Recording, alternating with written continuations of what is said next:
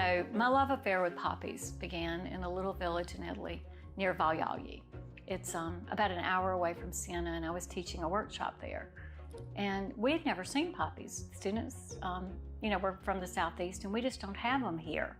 So we're pretty fascinated with them. We saw them on the hillsides, and they were sparse. Not a lot of them around, but the third year I was there, it had rained about a month solid before I got there, and that just helped them flourish. So we got there, and they were just all over the place.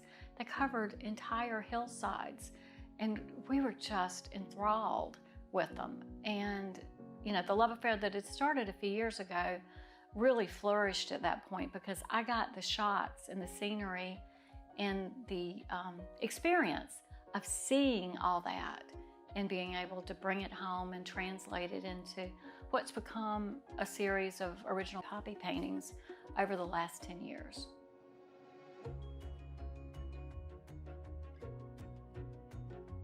So the very first time that I was teaching in Italy, I'd arrived a day early to be there to greet the students when they got there the next day. So I went out painting all alone on this winding road between the Contessa's homes, and this wonderful older lady, like in her 90s, came up to me, and she had this real scraggly German Shepherd dog, kind of mangy looking but big, named, she told me later, Princey. And she held out her hand and gave me this huge dog treat and invited me to give it to the dog, which I did. And he was very friendly. So that was the Contessa. She didn't say much. She only speaks Italian, and I don't speak Italian. But I had met her, and I was very excited. So I told everybody at dinner that night, I said, I was painting and I met the Contessa, and I met her dog Princey, and I got to give him a treat, and they all just were horrified, because there were all these stories about Princey chasing artists all through the fields, and they would actually have to run up and jump over a fence to get away from him. So anyway, I had a nice encounter with him, but not so many other artists were that lucky.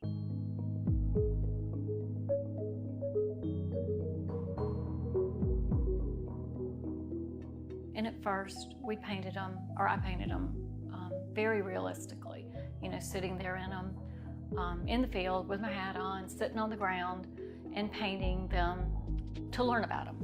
And I brought those paintings home and liked them, but then I wanted to do something else. Setting up my palette is a very contemplative process. It's where all those ideas for the painting are still percolating in my brain. Pre-mixing the colors that I think I might use is crucial to me. Then the composition ideas begin. In this case, it's a reductive process, as I wipe off some areas with mineral spirits and a rag. I'm actually creating the drawing with the wipe off. One of my great teachers, John Doyle, taught me how to use this process. Then it goes pretty quickly, as I lay in the thin darks first to solidify my design. And from there, once I'm pleased with the placement, I start adding some of the lighter areas and eventually choose a background color.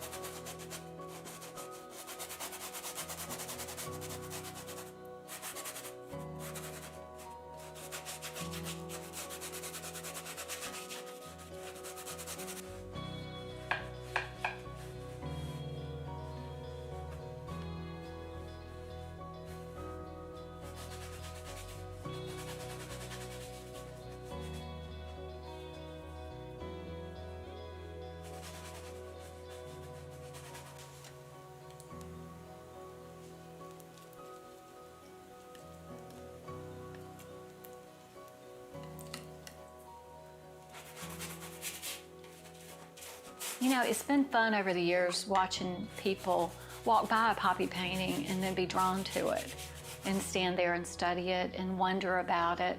And they kind of seem to get lost in it. And I just feel really fortunate to be on the other end of receiving that love that they're given the painting and that fascination that they feel when they look at it. And that makes me really happy.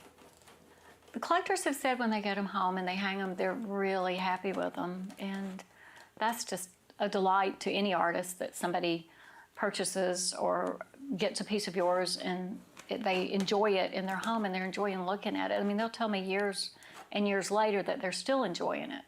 And that's just a great gift.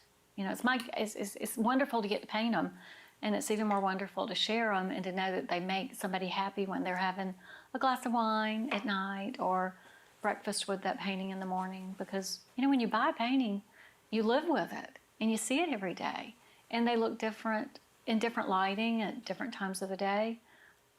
So they almost become like pieces of, or parts of your family that you see and you enjoy them every day. I mean, it's nice to be even invited into somebody else's home. I hope that the joy that I felt getting to go teach in Italy, you know, that's a pinch me moment there already. And then get to study this kind of nature, and then get to translate it into big paintings from small paintings. The fact that people feel the joy that I felt when I was there is pretty amazing to me. I mean, that's kind of what it's all about, is going out there and having that experience. I mean, I'd still do it even if no one took them home, I'm sure. You know, you still want to go have that experience with nature. I mean, that's the most important way for me to study, is to go study. My whole life changed when I started plein air painting and working outside, and I did it exclusively for many, many years. And it turned on all the lights for me when I started trying to see things in their natural environment and study them that way. The experience of being immersed in nature builds up in your brain, and the memory of what the sunlight hitting the poppy looks like informs each painting. I'm so happy that I had a chance to teach with Michael and Linda at Il Chiostro and all those wonderful students that joined me in Italy all those years. What I hope people see when they see these poppies, to me, they're transparent. They're vibrant, they're fragile, but they're sturdy. And they just have a joy to them. I mean, they kind of move around, you know, in the wind. They're thin enough and light enough that they get flipped all around, but they survive. So I don't know, I just feel like they're kind of powerful and very strong, yet very delicate and maybe feminine. And they just kind of light up a room.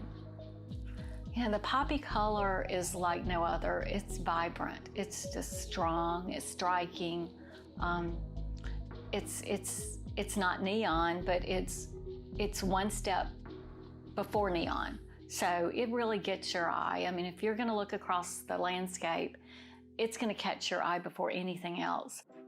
So they can be really big statement pieces when we put them in rooms. I got the idea to use some gold leaf on them. The first time I used it on the stems, and that one was on a painting that went to a winery in California, to Aubrey James. 24 karat gold leaf comes in ultra thin sheets stored between tissue paper. They're so thin, I even have to turn the air conditioner off before working on this, or it'll blow them all over the room before they're affixed to the adhesive. I've loved learning how to use the 24 karat gold leaf in my paintings. It's a centuries-old technique that adds a whole new layer of dimension to the painting.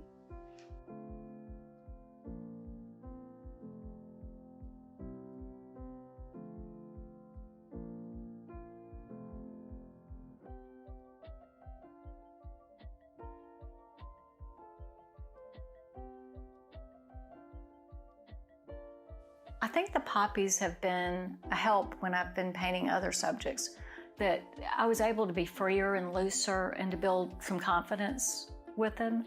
And it helps me when I'm out in the landscape or painting other landscapes to use a bigger brush and to push the paint more, or to use a brayer or kitchen instruments or drips or sprays. And then I started adding gold leaf to them or silver leaf to them. And abstracting them even more. And they've just been a joy to paint. So it really just kind of opened a door to being a little bit looser and a little bit more abstract with my other works. They fascinated me. I'm not quite done painting them yet.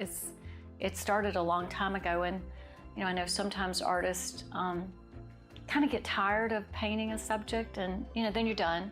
And I'm not there yet with them, so I'm glad, because there's still a lot more for me to explore with these guys.